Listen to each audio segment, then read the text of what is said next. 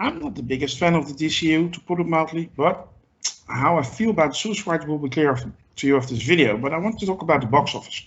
Yes, the numbers for the Suicide Squad aren't that great. Black Widow also weren't that great, but the numbers aren't great for any movie at all at the moment.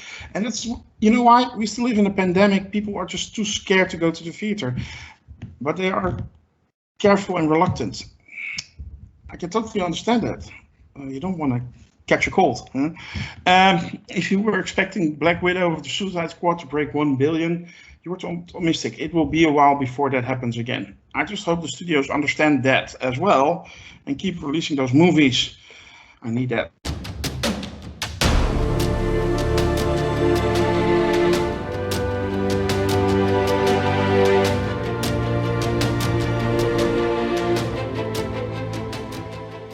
Hello and welcome to the Review of Champions. Today we're going to talk about the Suicide Squad. With me are Jeff from the MCU's Bleeding Edge. Hey everybody. From Texas we have Mr. Taylor First. Hey. And from the Great Beyond, Mr. Lord Deathman, voice only. Hello everybody. Hello and welcome, boys.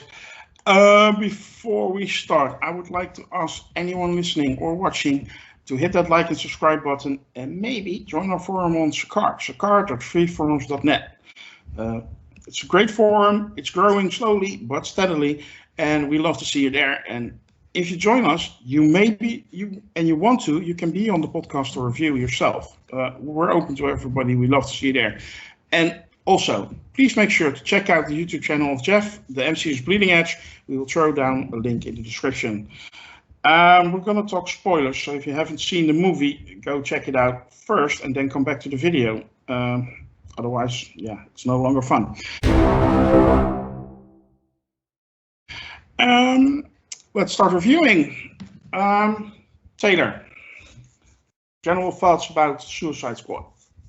You like? Where to begin? There's so much we can talk about with this movie. As you mentioned, even just the analysis of the box office could be a lengthy conversation, but that would be boring. So let's start with the review. I liked it. I liked this movie a lot. I enjoyed it very much. I thought the action was good. I liked the structure of it. I see some people complaining online about there's no story. Doesn't need a story. It's got just enough story. It is a pulpy comic book action comedy, and it does all of those things extremely well. Want to talk about what I didn't like? Almost nothing that I actually didn't like. We'll get to that later. We'll get to that later. Okay. All right, I'll talk more about what I liked then. No, Okay. we'll get to that. We'll do a deeper dive also later. But I just want to get some general thoughts first. Yeah. As Roger Ebert would say, thumbs up. Okay, Lord Deathman. Much like Taylor, I seriously enjoyed the Suicide Squad. It's a huge step up from the previous version of this franchise. You know, I'm hearing a lot of the same things that Taylor did about the film in terms of people's complaints, and it was too gory, and a lot of folks don't understand James Gunn's sensibilities. You know, it really, I don't get it. I had a massively good time watching this film. I laughed out loud. I loved the action in this film. I thought the humor was on point. I mean, once or twice he kind of pushes the envelope, even for me, and I'm like, oh my God, you know, he went there. But, you know, I respect James Gunn as an artist, and I think, you know, if too much gore isn't your thing, if the blue humor or the black comedy isn't your thing, you might want to sit this version of the Suicide Squad out. But I don't think there's any way that you can sort of reasonably say that this wasn't a great superhero movie. I just loved it. Thematically, how he tackled it in terms of making it a kind of a pseudo war movie. I love the beach landing and the first sort of, I did not see the obliteration of the first squad coming at all. Spoilers there for anyone who hasn't seen the movie. But yeah, I just, I had a great time. I love the special effects on this film. I think, you know, all the things that you see in there, Polka Dot Man, Starro, all the different characters in terms of how they handled it, the big sort of third act. Usually that's where you get a dropping quality in the CGI in a lot of these superhero films where people are rushing to make a deadline. But they really pulled it all off almost perfectly here. I've got nothing but praise for the Suicide Squad. Although there were a few moments, like I said, that were just kind of off colored. I was like, should I go into a couple of those or? We'll do that later if you Sure. if you don't mind. Not First at all. I first want to get some general thoughts from Jeff, and then we gonna take a deeper dive in what we found so great about this movie. Jeff. Oh man, where to begin? Where to end? What's the middle? Like, where do you even go with this movie? I mean, seriously, it really shocked the shit out of me, to tell you the truth. Like, I'm gonna make sure that I make this as profane as possible, just so I can connect with the Suicide Squad, since it was so freaking like literally dirty as shit, like with the swearing and whatnot. And You hear it here first, people. This review is officially R-rated now. Every other minute of the freaking movie, it was like, fuck this, fuck that, like, this is fucking dope, like, constantly. So, like, I mean, that was the main thing that I really noticed right off the bat. And then I just have to point out, like, going off of what Lord Deathman said, we were due for a film like this with gore in it again. Like, you know what I mean? Like, we actually had exposed female breasts in this film again for the first time that I can even remember. And it was great. I really enjoyed it. And I think women did too. You know what I mean? Like, chicks dig it too. So, like, I mean, at the end of the day, like, that was really refreshing for me. Even though it was short, like, there was actual nudity in that. And, like, let's be honest here. If you look back at, like, the 80s and the 90s and everything in the early 2000s, all the best films had, like, nudity in them to some extent. Like, a lot of the best ones anyway. But that was, like, a day, from before. But, no, and going off of what Taylor said, I feel like the story was convoluted, but I think it was supposed to be. You know what I mean? I think that's the part of the joke, almost, is like the fact that, like, look at how the story, like, ends up. Like, spoilers. Like, I mean, it's going in this one direction. It's very funny and everything and whatnot, and I'm cracking up over it and everything. The action's, like, ridiculously good. And then all of a sudden, like, the ending battle is this, like, stupid, like, friggin', like, crazy, like, weird, like, deal. Like, it's completely unexpected. I mean, like, and again, maybe that's part of the joke. Like, I don't know. Maybe that was part of, like, what they were trying to, give us with the film. But just overall, I think you got to give James Gunn serious credit because, I mean, like Taylor and Lord Deathman said, this is a step up big time, like a big step up from the first Suicide Squad film. I mean, we're talking about, like, different universes here. Like, I agree with that. It's a much better film than the first one. Personally, I am not so much into gore, nudity. I don't care about. And yeah, for me, story and character are important. So I am one of those people who said, yeah, I don't know, and I think that's fair. I think that's fair. You come from. Just understand, I was trying to be kind of humorous. My only point with the nudity and, like, the gore was just that I miss it, kind of. I miss seeing stuff like that, like, in films sometimes. So it was kind of nice and refreshing in a way, for it. But I do agree with you, though. Like, I can see how somebody else maybe who doesn't really care for that or doesn't find that appealing, they did kind of go overboard a little bit from time to time. Like, I liked a lot of stuff about this movie as well. It's not that I hate the movie. Actually, I think it's a good movie. I just don't think it's for me. But if I look beyond myself, I think it's a good movie. There were a couple of things I liked, some things I disliked. I think for me personally, Man of Steel is still the best DCEU movie. I think this is right behind it. I like some of the acting performances, but especially I like the dynamic between Peacemaker and Bloodsport. I am not a fan of Margot Robbie's Harley Quinn. I think she is freaking annoying, and I don't use freaking. James Gunn wrote that line, so I can use it. I'm just not. I was not impressed with it. I was very excited going in, and maybe it's my expectation, but I was a bit disappointed by the movie. And maybe I made a mistake of expecting too much of this movie. But overall, I still liked it. Not as much as I hoped I would like it. I would love to give a raving review here because I was hoping I could, but yeah, I just can't. So, well, Jeff, you can elaborate. You want to say something? You can maybe elaborate a little bit more about the things you liked about the movie as well. I'll try to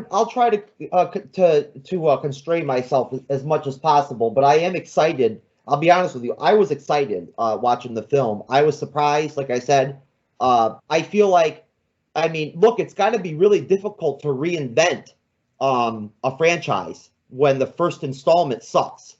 You know what I mean? Like, that cannot be like fun. Like, you know, as we like, you know, get into like the Marvels and the Captain Marvel franchise coming out, like, you know, eventually here in the next year or so. No, like I feel like it's got to be really tough, and I think that you got to give hats off to James Gunn again because he's revitalized the DC film universe at this point. He basically has.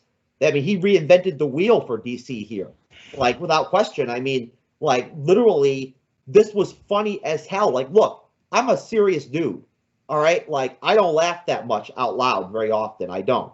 But I'll tell you right now, in the first like 15 minutes of the Suicide Squad, I was laughing my ass off, literally, because I mean, some of it was just hilarious, and the casting was great.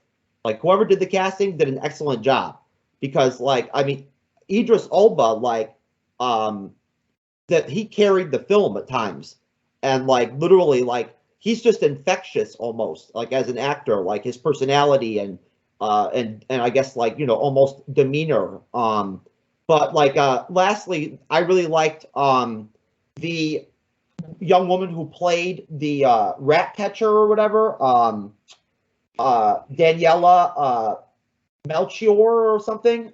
She was great, and also David Dastmalchian, the polka dot guy, was really good too. Really good. Yeah, he is awesome. He is awesome. Taylor, anything you want to tell us about what stood out for you that really got you excited? Okay, a lot of things stood out. The opening scene, they pulled a Drew Barrymore from Scream. All right, all the characters that were upfront and personal in the advertising all died in the first 10 minutes of the movie. So that almost, as I was watching it, felt like a negative, but it didn't impact the rest of the movie. It didn't impact the quality of the movie overall. It was just a twist that I didn't see coming, and I thought was good. I thought, as Jeff said, most of the acting was great. Idris Elba was great. I personally like Margot Robbie's Harley Quinn, and I thought she was great in this. I'm not even going to try to pronounce Polka Dot Man's real name, but he is always good, that guy. Idris Elba. John Cena was great in this movie. He played it exactly the way that character needed to be played. Completely straight and completely hilarious. I'm going to touch on just real quick all the graphic violence, right? Because I see a lot of people online clutching their pearls over the graphic and gory violence in this movie, okay? I didn't see any of that, okay? It was all done for comic effect, okay? Which to me, maybe I just have a different opinion of what constitutes graphic violence in movies than some people have. But for me, something to be graphic violence, the tone has to be serious and it has to be realistic. None of the violence in this movie was realistic. It's video game violence. It's cartoon violence. All right, human bodies don't do that. Bullets don't do that to human bodies in real life. To me, graphic violence is James Caan as Sonny Corleone getting machine gunned to death at that toll booth in The Godfather is vastly more graphic than any of the violence in this movie because, like I said, serious tone and realistic. That's what it looks like when multiple machine gun bullets are hitting a human body. So the violence in this movie was just laugh your butt off, hilarious for the most part. And the few scenes where it actually was a serious tone, they actually toned down the violence and made it a little bit more realistic, so it would have more impact, in my opinion. Like when Flag died, for example. So overall, I think the violence was right on. Like I said, it's comedy violence. It reminded me of like the Monty Python and the Holy Grail when the rabbit was tearing the knights to pieces, or the Black Knight was getting his leg chopped off and was still hopping on one leg trying to fight, you know? So I don't think it got out of control at all. And there are examples of movies where, you know, they did have actual graphic violence, but they took it so far that you become desensitized to it. Saving Private Ryan, for example, that opening scene in Saving Private Ryan, brutal, powerful scene for the first 10 minutes, but after you've seen every limb of the human body blown off 3 or 4 times, it kind of lost its impact for me. So even in good, serious movies, violence gets desensitizing after a while. But in this movie, I think the violence was done, again, for comedic effect, good timing, good special effects, good reactions by all the characters and the acting, brought it all together. Highlights for me, in addition to that, the climax with Starro, the big battle of whatever country they're in, Costa Malta or wherever it was, the big battle there with Starro. Thank you. And I'm not going to try to pronounce the inhabitants of that country because Harley Quinn couldn't figure it out either. But again, the big battle, the big climax with Starro, excellent scene. Harley Quinn's escape scene I thought was very good. The action-wise, I thought that whole little side story with Harley Quinn was good, where she, you know, was wined and dined by El Presidente and then just shot him out of the blue, out of nowhere, with an antique gun. So, and then she escapes. She was a little bit more than only wined and dined, by the way. Yeah, exactly. Yes. Which brings us to what Jeff said about the rated R. Now, I said I'm older than all you all. Okay, I grew up watching movies from the 70s, and R rating meant nudity back then. It meant graphic violence, real graphic violence, and nudity. Lots of nudity used to go into R. So I see a lot of people calling this movie a hard R. This movie is not a hard R. Okay, the first R-rated movie I saw in the theater was The Jerk with Steve Martin. Okay, that was an R-rated movie, but it was a comedy, so it wasn't a hard R, and this wasn't a hard R. This was a soft R, swear words, tiny bit of nudity, graphic comic book violence, and it all worked really well. So I'll let everybody else go now. In the meantime, another panel member has joined us. Welcome, Biz. Your flight got delayed again. Yeah, glad to be here. Sorry about the delay, guys. It's fine. We were right into our likes for the Suicide Squad. So if you want, you can jump right in. What did you like about the Suicide Squad? Definitely the action. That was next level. Like, for example, the Harley Quinn scene, that was probably like one of my favorite ones, where she was all like locked up, and then when she sprang out, like she saw the opportunity. Wow, that was great, that one. What else was there? Obviously with Starro, that was good too, with all the rats. Amazing. Like I said on the forum, like Ratcatcher and Polka Dot Man, they were both pleasant surprises. Especially Polka Dot Man, like, and also with the mother joke. Like I liked that one. Like for the first time, but then it got old pretty quickly. But it was unique in that regard. But yeah, it had. What else did I like about the Suicide Squad? Let's see. It handled. What about the titties, Biz? What about the titty shot? Of course, like any red blood male likes some titties, but apart from that, let's see what else is there with the Suicide Squad.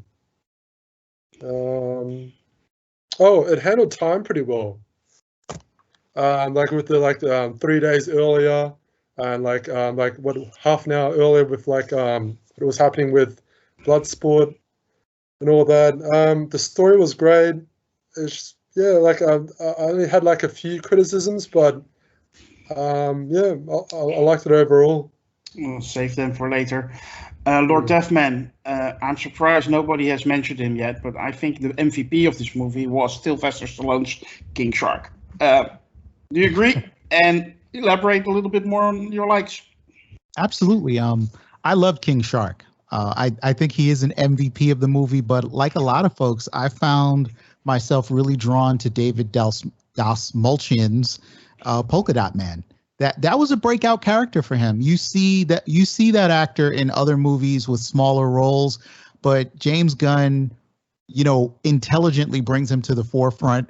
And his sense of humor, as wry and as dry as it is, really was just like a huge plus. King Shark, obviously in the top 5 favorite characters, but there weren't that many characters that I didn't like. And the only one gag that sort of put me off or kind of made me think that, whoa, James Gunn is disturbed was the mom gags. And I was like, don't do that again, man, because I'm kind of falling off of a cliff here. And then he goes really big on it in the end. Again, I'm going to try to keep the spoilers light here for people who haven't seen it, but you're really in for some mom action in this film. But like I said, I love the way they handle time. So I think Biz is absolutely right about that. That just shows that James Gunn really is a serious filmmaker who knows the craft of filmmaking, moving back and forth in time and really connecting the story and bringing it together in that way was it just elevated this beyond a linear kind of story. So I was having a great time following, what's going to happen 8 minutes earlier that's going to lead to this moment and sort of tie it all together. But the number one thing that I really enjoyed about this movie, and I didn't really know how much I missed it until I saw the Suicide Squad, is the way James Gunn handles the material. We're talking about comic book material here, where by and large, you have to accept some things that are kind of weird, right? Like, that doesn't make a lot of sense. A giant starfish from space that what you see with modern day comic book directors, most of them either try to go too high or they go too low. So you either have like Batman versus, Superman, and everybody's dropping these pearls of poetry and we're trying to go into the stratosphere of like high-mindedness. Or people go so low because they're kind of embarrassed by the material. They're like, oh, let's be self-referential and make a couple of jokes that say, hey, we're in on it too, guys. This is kind of silly, but just, follow us here, right? So James Gunn is not embarrassed by this material at all. He takes it as it is. And I just feel so proud to be a comic book fan watching the Suicide Squad, because he's like, yeah, Starro is a giant starfish. It conquers. That's what I'm going to do on the screen, right? He's not going to have some crazy motivation where he wants to like half the population of Quarter Maltese. He's like, no, I'm cool just throwing out these starfish and taking over people's minds. And it was brilliantly realized. It was kind of like weird. It was horrific to watch Starro get kind of doing his thing, and then the kind of Starro slaves that get taken over. But I just had and maybe I'm a little biased because I was kind of like feeling a little down before I put the Suicide Squad on. I was like, oh man, I'm real busy. I got all this stuff to do. The world is like, adult life is really crushing me right now. But I turned on the Suicide Squad and like all my troubles went away almost instantly. I don't have enough praise for this film. I think it was great. And I just like to, end my comments by saying, I feel what Taylor feels about the hard violence. Like I, as a kid in the 90s playing video games from that era where violence was kind of being ramped up, I might be desensitized, but none of the stuff I saw in the Suicide Squad had me clutching the pearls or saying, oh, they could have stepped back on that. It was cartoon violence, man. One bullet doesn't blow your entire face off. And and just the way he was orchestrating the violence, especially on that opening scene on the beach, he meant it for comic effect. This wasn't like to kind of shock you into some kind of submission as to what a horror meister he was. He was just trying to say, this is a chaotic situation. It's kind of funny. And I'm going to show you a little bit of like Wile E. Coyote cartoon violence. On my grading scale, of a 5-star movie. This is a 4.5-star movie. I hope that the DCEU can kind of keep going in this direction with quality and people who really like the material and want to, find unique ways to adapt it. So yeah, I really enjoyed this film. No, that's great to hear. Were there also things you didn't like about the movie? Yeah, that mom gag, it got me. And maybe I'm just like the last dude on earth who likes his mom. I don't know. But like the first time I was like, oh, that's a little weird. You envision your mom. Well, kind of, tells the story about his mom. And I'm like, all right, not a great relationship there. But then you see it again in the disco. And then, you're seeing it a couple more times and you're like, this is it's like watching an Aphex Twin video. I'm like, what is happening to my mind right here? And I also, the interdimensional virus that Polka Dot Man has, like the way it presents itself in the movie, I had to turn away.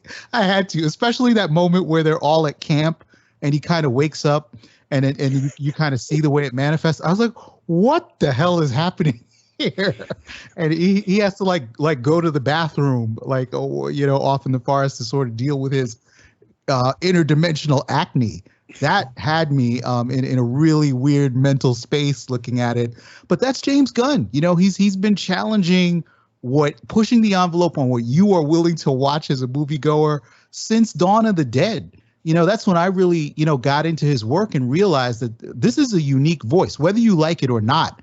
I saw Zack Snyder's Dawn of the Dead probably like 5 times in the theaters because I was that blown away by what they had done with the zombie lore and sort of pushing the envelope on it. And ever since then, Gunn is either, it's like Diet Pepsi. It's either for you or it's not. And I'm definitely in the 4 camp. I can't wait to see what he does with Guardians of the Galaxy 3. Me neither, even though I was not too impressed with the Suicide Squad personally. But Jeff, you had your hand up quite some times already. Please tell me what you want to share with us. And, well, if there was anything you didn't like about the movie, spill it. Yes, I will definitely touch on that. I mean, look, the more I hear the other panelists and champions talking, the more that I just want to riff off of them. You know what I mean? Off the things that they're pointing out, like our shows usually go. But basically, I feel like this is a really good time to point something out that's a little bit not like MCU, DCU related for once. That something we don't usually do on these kind of shows or on the MCU's bleeding edge.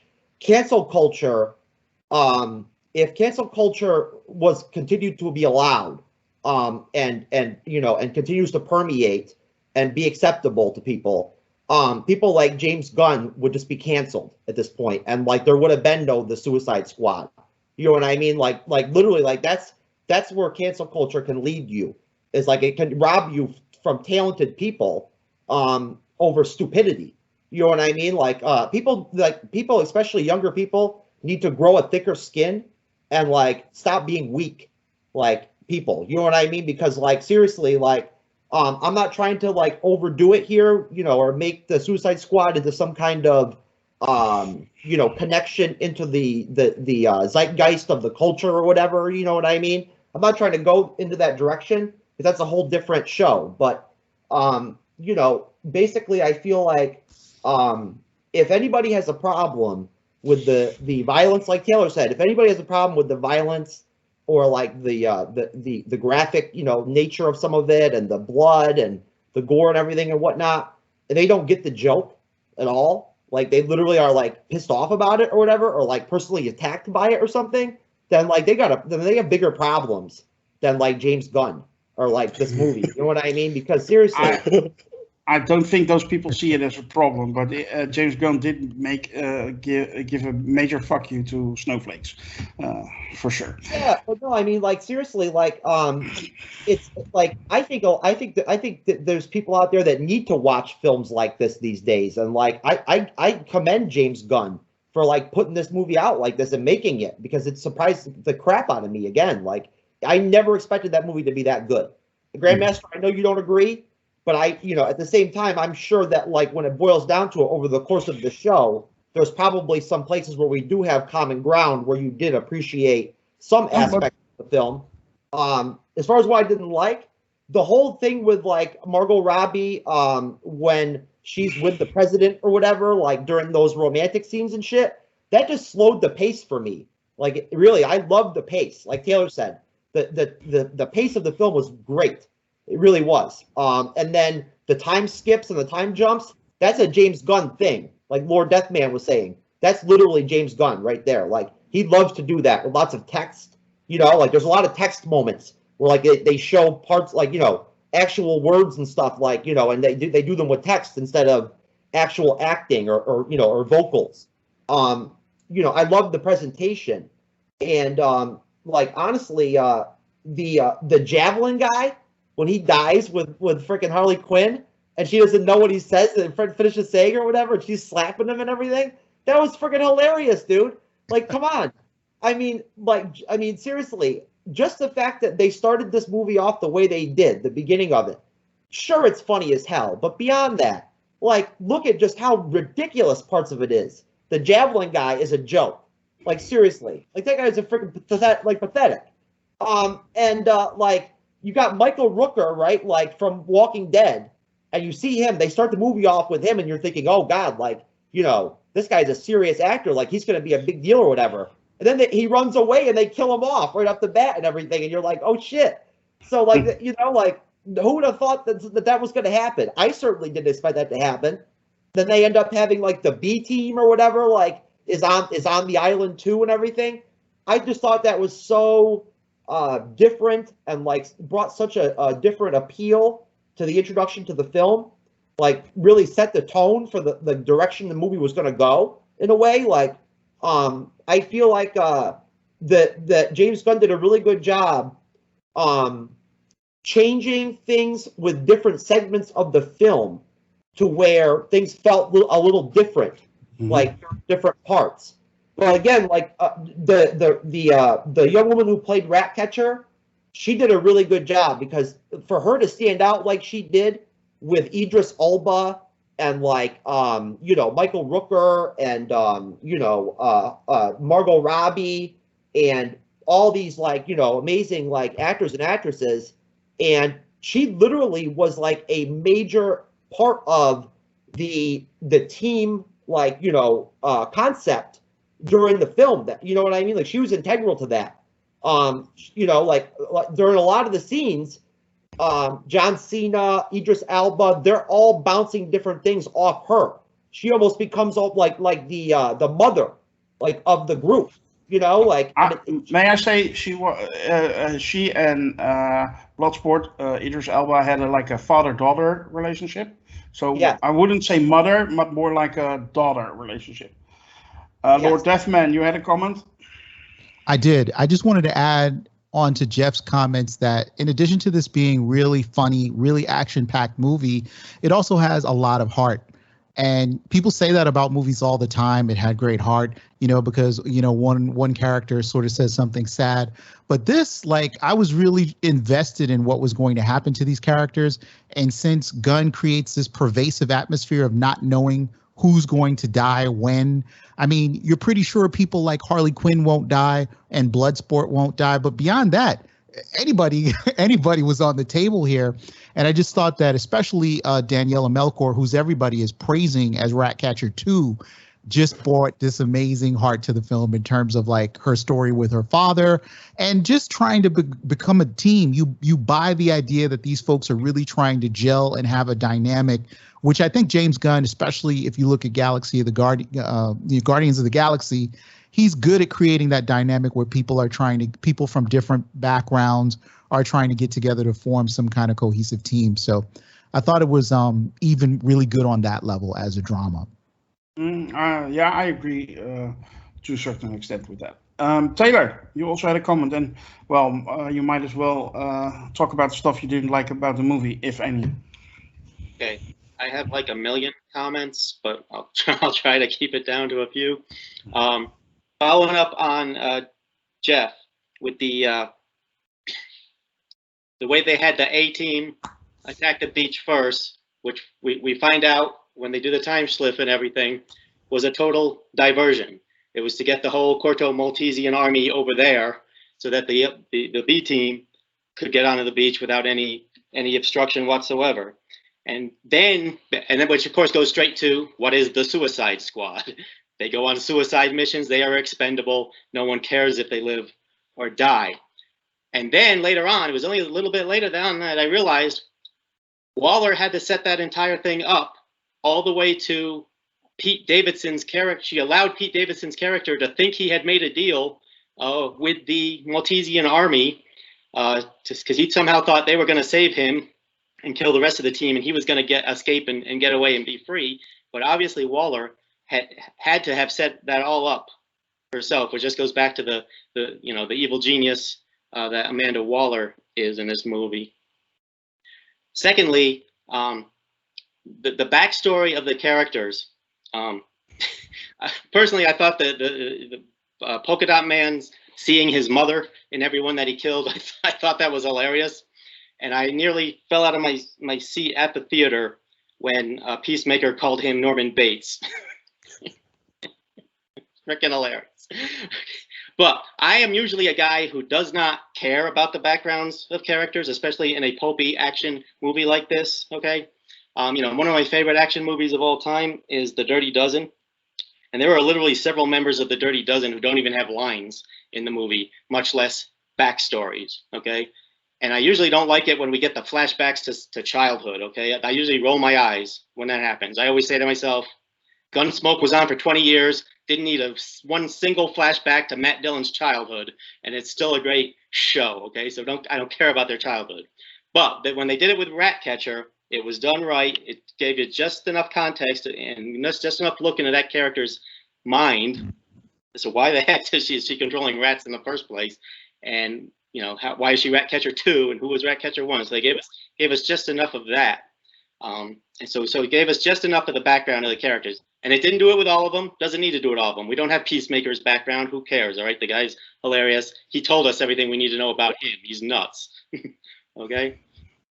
So I thought all of that was done really well.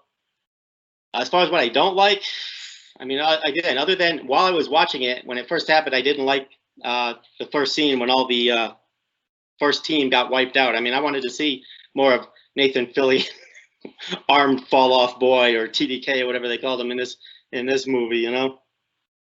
That was really hilarious when his arms came off and Harley Quinn is like, what the actual F is going on? So I thought that was great. But again, when it was happening, I didn't like it. But then it fit into how the movie worked out. So I thought that was good. Another scene we haven't mentioned, the scene where they rescue Rick Flag from his captors. And they literally murder a couple of dozen people that were actually on their side. The resistance, yeah. Hilarious. That was hilarious. And when they break into the tent, she goes, why didn't my people warn me of your presence? People? We didn't see any people. And then the other part of it was there was no consequences whatsoever. Everyone just said, okay, move on. It happened, and then we're still rebels and we still have to overthrow this government. As far as other stuff that I didn't like, again, you can see there's very little I didn't like. Most of the stuff I don't like is stuff that people are saying online about this movie. I've literally seen people online complaining about how graphic the bird kill was by Michael Rooker's character in the prison. He killed a bird and it was graphic. Oh my God. Go lay in the fetal position somewhere. You want to see a graphic bird kill? You should have seen the one that hit my windshield the other day. Okay, that was much more graphic than Michael Rooker's CGI bird getting hit with a rubber ball. Okay, get over it, folks. Yeah, there are too many birds in the world anyway. Jeff, I go to you first, then Lord Deathman, then I will finish this section up with Biz about his dislikes. Jeff. Okay, as far as the bird goes and birds, I was on Rizzle, my home platform, content creation wise, a while back, and there was some snowflake on there crying about birds being killed or something like that, and I went on there and made sure that I responded to their video, and I was like, look, bruh, Who gives a shit if birds are dying or whatever? Like, seriously, like, there's bigger issues going on than fucking birds, man. Like, there's gonna be plenty of birds no matter what. Like, we'll have birds. I like, wonder if those people ever go to KFC or not. But anyway, I don't know. But the idea of like actually feeling like mortally wounded because birds are dying or whatever is like a joke to me. I'm sorry, but like, anyways, yeah. As far as like what Taylor was saying, I think it's really important to mention. I'm glad he did the Flag and Viola Davis. Viola Davis is really fucking good in everything that she's in. She's like the Tony, Luang or whatever, like of like Suicide Squad in DC film. You know what I mean? But like, no, she was good. She's very authentic. And Flag was like the one part other than her that they carried over from the first film, which I thought is really important. You know what I mean? Like they kicked everything off to the side, but they kept him, which is, I think that kind of, I think Joel Kinnaman is a really great actor. I mean, if you've ever seen anything he's been in, what was the one show he was on? The Killing, or something like that, years back. Yeah. He was really good on that. I felt like he was actually good in the first Suicide Squad film. I liked him in the film. Like he felt like real to me and authentic. Whereas like, I love Will Smith, but like he sucked in the first Suicide Squad movie. Like he just didn't work. I also didn't like Rick Flagg's girlfriend in the first movie. But that's another No, that whole thing, that whole like dynamic in the first film was stupid. Like it didn't do anything. It didn't fly. It didn't do anything for me. But as far as again, just like DC goes, again, I don't know like how connected you want to make the Suicide Squad to DC film itself and what their plans are for the future and how much of an impact the general reaction and consensus of the fans is going to be to this film, which I think is going to be overall good, like positive, no matter what. Like I think it's going to be positive. I think that it's interesting because this kind of niche that Gunn does, you can't do this widespread. Like you can't do this with a whole universe and make it work. It just wouldn't fly. No. But like, this is something. This is a spark. I want to see the DCU work. I want to see DC films make good movies and like compete with Marvel. Like I do. So like for me, this is a really great step in a good direction because if they can, and it also is kind of like a backhand slap at DC that they had to bring in like somebody from Marvel Studios and Gunn to friggin' direct this film and make it work and make it good. Like I'd love to know how much influence he had on the entire scope of the film, like the story, like the script, like everything. Because I know he's very involved typically when he makes films. But lastly, no, I just think that I have nothing but like positive things to say about this movie, and I feel like we were due for a movie like this. And again, I'm shocked. I really am. I'm so used to DC films sucking that like I'm shocked that this is so good. Okay, that's pretty harsh. Lord Deathman, quick comment before I go to Biz to close this section. Very quick comments. To all of the animal lovers out there, I just want to let you know that no animals were actually harmed in the making of the Suicide Squad. Just in case you didn't realize, it was pixels and polygons. I don't want to say the same thing about this review, by the way, but that's a different story. there was an annoying fly just now, so. Uh-oh. Yeah, and there was a mosquito buzzing by me just a little bit, but honestly, folks, let's I really think everybody out there in fandom land needs to bring down the discussion about animals because none of them were actually harmed in the making of the film. And I also wanted to say that a moment for me that really stood out in the film, and it was just this one moment. Spoilers, I'm putting spoilers out there right now. If you have not seen the Suicide Squad and you don't know who dies and who lives, this is your chance to mute. But the death of Rick Flag really got me. That was a really brutal fight between him and Peacemaker. I love the way it was choreographed. They take so many hits that should have like killed normal men throughout the course of that fight. And then it comes to this really I was like, oh my God, he actually went there. So if there is another Suicide Squad film, we are not going to see Colonel Rick Flag And that one really got me. That was when I was like, I'm fully invested in this movie. There's no way I'm moving off of this seat before the film comes to an end. Yeah. Taylor, I know you have your hand up for a while now, but I first go to Biz because people want to hear from him. Biz, were there some stuff you didn't like about the Suicide Squad? Yeah, like for example, like what Jeff mentioned earlier, with the words that were showing us like for example now or 3 days earlier. I mean, like I understand like from a comic book point of view it kind of happens, but it kind of took me out of the film in a way, so I didn't really appreciate that. What else is there? Like, yeah, like I said before, the mother joke, like once it was okay, but then it gets a little bit weird, also like with what LDM was saying. What other criticisms could I say? Let's see. Well, I happen to like Will Smith, so I thought maybe, I'm not sure if his presence is what the movie lacked for me. But yeah, I mean, Will Smith was great as Deadshot. Like, I don't know, he always brings that kind of certain charisma. Like, I know, like people say he pretty much acts like Will Smith, but yeah, I'm happy to see him doing his thing in movies. Yeah, Will Smith has that Nicolas Cage vibe. If Nicolas Cage is in a movie, he's always Nicolas Cage. Like Will Smith is always Will Smith. Yeah, true. Yeah. But and then also there was another thing, like I couldn't exactly, because I liked the first film a lot. I mean, obviously it wasn't a perfect film. I'll say that straight away. But I really liked the first film.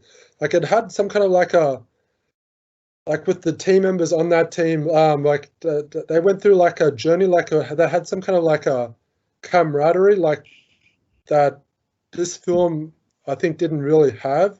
I mean, sure that the characters had its moments in this film, like for example with Ratcatcher, like yeah, there's obvious heart and all that, but I don't know, I just didn't really like. They were more professionals than being a team, if you know what I mean.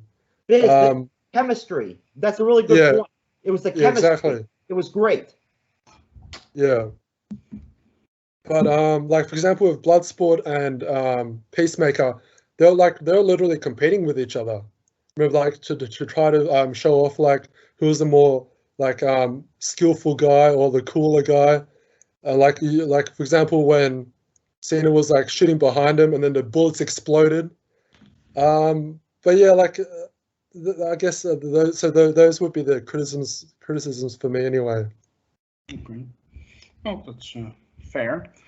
Well, if there's people who have any more comments, please think of them now. I will make a round later. Taylor, you had some. You go first. Yeah, I want to say that I like the first movie too. I really actually enjoy it. I watched it recently again, rewatched it, and I find it really, really entertaining. It has a lot of technical and artistic mistakes in it or problems with it, but I find it really entertaining, and I liked Will Smith in it. And also, I will argue with anyone who tries to tell me that this movie is not a sequel to that movie. It's a sequel. Don't give me words like reboot and all this nonsense. It's a sequel. They didn't go back and tell us how the Suicide Squad was created. We didn't see the meeting room with the generals explaining what the Suicide Squad is and why we need it, because we already saw all that in the first movie. We got the same characters. It's the Suicide Squad. It's a sequel. I just had to get that out because I see too much of that going on. It's a sequel that's better than the original, which is rare. And lastly, this is part of the DC EU, all right? There's been all kinds of crossovers with Batfleck and Margot Robbie and everyone else. And I wouldn't mind seeing Bloodsport, Idris Elba, show up in another DCU movie somewhere, maybe a Batman movie, maybe a Justice League movie. I mean, I don't know what other movies they've got coming out. But I wouldn't have a problem with him showing up. And we know we're going to see Margot Robbie's Harley Quinn again somewhere because she's just a popular character. Unfortunately, yes. I actually like her, but no. But yeah, those were the comments I wanted to follow up with. Thank you. Okay. Or Deafman, you had your hand up still? Or again? That was actually a mistake. Oh. I just kept it up. But that being said, I just want to close with agreeing with Taylor on the fact that this is not a different universe. It's not a different movie. This is a direct sequel to the 2016 one. And while I do admit that the 2016 one had its moments where it was entertainment, they make so many mistakes in that film in terms of editing and music choices that sadly it was enough to kind of pull me out of the film in terms of saying I like it as a whole. But if you chopped it up into like 7 mini movies, I probably would be like, yeah, this is the Suicide Squad of 2016 or whatever year it came out was like the best DCEU movie of that particular moment. I think this one, though, is a huge step forward. To me, it's funny because the Suicide Squad 2016 really tried hard to be like the first Guardians of the Galaxy movie. And it's funny because now they bring in the guy who made the Guardians of the Galaxy movie to do the next Suicide Squad. And it's trying now to be his own movie. And I think that's improvement on any time. So it's funny that the guy who made the Guardians of the Galaxy stepped away from trying to be like Guardians of the Galaxy, but because this it isn't the same in any way. Before people start about that, I appreciate that about the movie. I know I'm not the biggest fan of the movie. But that has more to do with the fact that, I don't care about the blood and the gore, and it got too, slapstick for me. And I hear from people like you that it is very much straight out of the comic book, and it's supposed to be like that, and people love it because of that. Well, I'm not a comic book reader. Don't hang me. But by the way, you can't get me on the rope anyway. For me, a little bit more character, a little bit more story would have been nice. Although I agree that the action, and especially in the third act, is amazing. And that saves the movie for me. And we're gonna rate it soon. But first, there are 2 more panel members with closing comments. First, I go to Biz, then I go to Jeff. Biz. Yeah, I'd just like to mention one small thing. I thought it was a bit random that James Gunn gave Amanda Waller's office a bit of personality. I thought that was a little bit odd. And also the way Amanda Waller was treated in this film.